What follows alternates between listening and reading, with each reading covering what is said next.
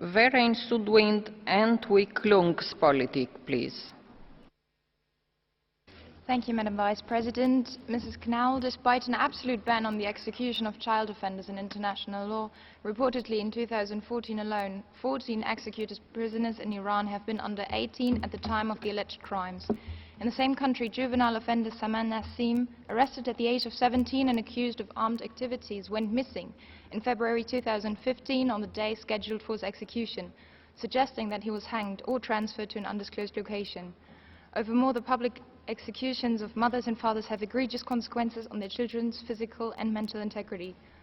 Although Iran has signed the International Covenant on Civil and Political Rights, it is in violation of several of its obligations regarding the independence of the judicial system.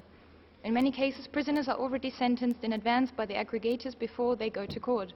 The Gozinish process, that is rather the extensive investigations into candidates' beliefs than their legal qualifications, compromises the judges' independence. Iran has systematically targeted lawyers with arbitrary and lengthy detention. Iranian lawyer Mohammad Saifzadeh was sentenced to 9 years in prison and prohibited from practicing law for a decade because of his involvement in the foundation of a human rights center. Nasrin Sotoudeh, an Iranian human rights lawyer, was sentenced to 11 years in prison in 2011, only to be released last year due to massive international pressure. Yet she has been barred from practicing law for 20 years. Their colleague Abdul Fattah Soltani, despite his deteriorating health, was denied urgently needed medical treatment outside the prison by his Tehran prosecutor. In 2012, he was sentenced to 13 years in prison and a 20-year ban on practicing law.